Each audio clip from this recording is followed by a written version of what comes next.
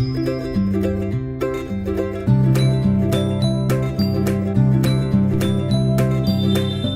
Morning and welcome to HDGIC groups. हम पढ़ रहे थे क्लास 12th में शिक्षा मनोविज्ञान और उसमें था पहला चैप्टर सीखना। आज हम पढ़ेंगे थर्ड थ्योरी यानी कि सूझ या अंतर्दृष्टि का सिद्धांत, जिसको इंग्लिश में कहते हैं इनसाइट थ्योरी।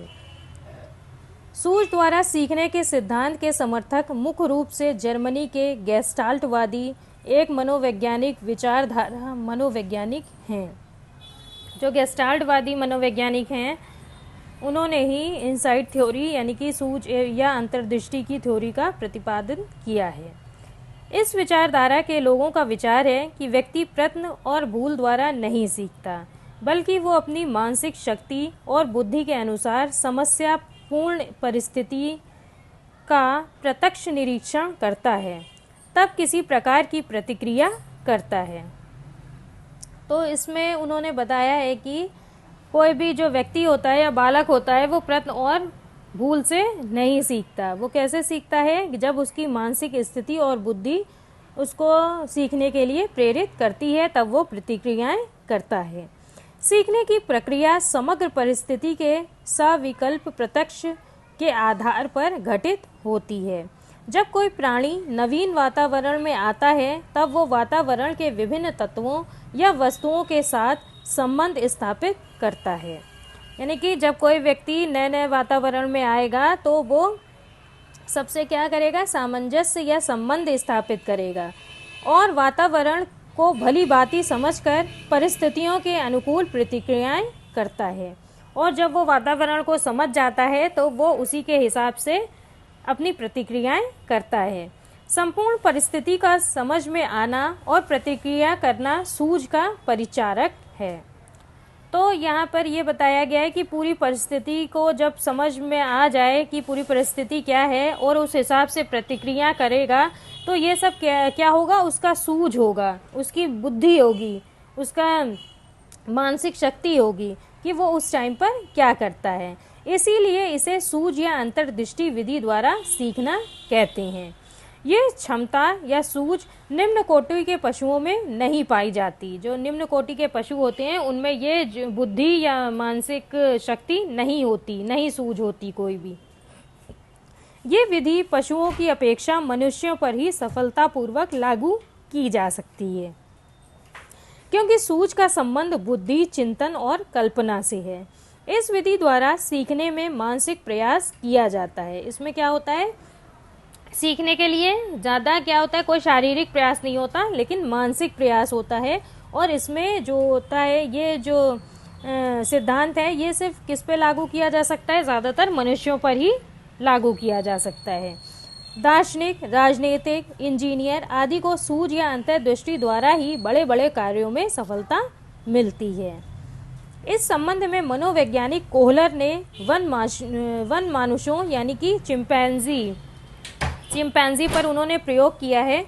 उनमें से दो जो भी प्रयोग हैं वो हम आगे पढ़ते हैं। कोहलर के प्रयोग। पहला प्रयोग है, कोहलर ने अंतर्दृष्टि या सूझ द्वारा सीखने के सिद्धांत के प्रतिपादन के लिए एक वन मानुष यानी कि चिंपैंजी पर अपना प्रयोग किया।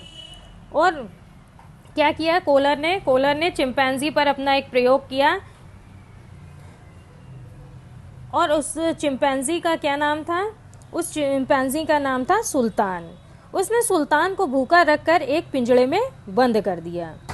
एक पिंजड़ा था, उसके अंदर एक सुल्तान नामक जो भी चिंपैंजी था वो भूखा था और उसको उस पिंजड़े में बंद कर दिया। पिंजड़े के अंदर 2 छड़ियाँ रख दी गईं। छड़ियाँ यानी कि स्टिक्स, 2 छड़ी पिंजड़े के अंदर रख दी गईं, जो कि आपस में जोड़ी जा सकती थीं। पिंजड़े के बाहर कुछ केले रख दिए गए, जिसे सुल्तान हाथ से या केवल एक छड़ी की सहायता से प्राप्त नहीं कर सकता था। सुल्तान भूखा था, अतः केलों को प्राप्त करने का प्रयास किया, किंतु असफल रहा। निराश होकर फिर वो अपने स्थान पर लौट आया और दोनों छड़ियों को लेकर खेलने लगा। तो 2 स्टिक दे दी गई उसको, 2 छड़ियाँ रख दी गई पिंजड़े के अंदर और पिंजड़े में भूखे सुल्तान को बंद कर दिया गया। और उसने बहुत सारी कोशिश की कि उस छड़ी से उस जो बाहर रखे केले थे उसको उठा ले, खा ले, लेकिन वो उसको नहीं पा सका उन केलों को। तब उसने क्या किया, निराश होकर फिर से पिंजड़े के अंदर बैठ गया और उन्हीं दो जो छड़ियाँ थी उनसे खेलना प्रारंभ कर दिया। उसने देखा कि एक छड़ी कुछ मोटी है और उसमें खोखला सुराख है। तब बंदर ने देखा, यानी कि चिंपैंजी ने देखा कि एक छड़ी है वो मोटी है और उसमें अंदर जो है खोखला सुराख भी है। छड़ी को भली भांति देखने पर एकाएक उसकी समझ में आ गया कि यदि छोटी पतली छड़ी को इस बड़ी खोखली छड़ी में डाल दिया जाए तो वो जुड़कर एक बड़ी छड़ी बन जाएगी। तभी उसके दिमाग में एक आइडिया आया, एक सूझ आई, एक विचार आया कि जो ये बड़ी छड़ी है जो खोखली है अंदर से, उसके अंदर अगर पतली छड़ी डाल दी जाती है तो छड़ी लंबी बन जाएगी। और उसने वैसा ही किया। छड़ी जुड़ गई तो वो बड़ा ही प्रसन्न हुआ, यानी कि जब छड़ी उसने जोड़ दी तो वो बहुत खुश हो गया, उछला और पिंजड़े के सामने पहुंचकर जुड़ी हुई छड़ी से केले को अपने पास तक खींच लिया और खा लिया। तो उसने जब छड़ी जुड़ गई तो वो उछला और पिंजड़े के सामने पहुंच गया और उसने केले को अपने पास खींच लिया और खा लिया। इसमें कोहलर ने ये निष्कर्ष निकाला कि सुल्तान केला प्राप्त करने के में तभी सफल हो सका जब उसने क्या किया, अपना मतलब बहुत पूरा अपना सूझ लगाई, अपना दिमाग लगाया, पूरा भली भांति निरीक्षण किया और समस्या का निवारण किया उसने और निराकरण करके उसको ये समझ में आ गया। छड़ियों को जोड़कर उसने केला प्राप्त कर लिया और ये उसकी अंतर्दृष्टि या सूझ का परिणाम था। तो इस तरह से हमने देखा कि कोहलर ने किस तरह से प्रयोग किया चिंपैंजी पे और ये बताया कि सूझ या अंतर्दृष्टि का सिद्धांत क्या होता है और किस तरह से इसका प्रयोग करके व्यक्ति या बालक सीख जाता है। तो अब हम मिलते हैं अपने नेक्स्ट वीडियो में। एक जो हमारी लास्ट थ्योरी है यानी कि अनुकरण का सिद्धांत, उसको हम पढ़ेंगे।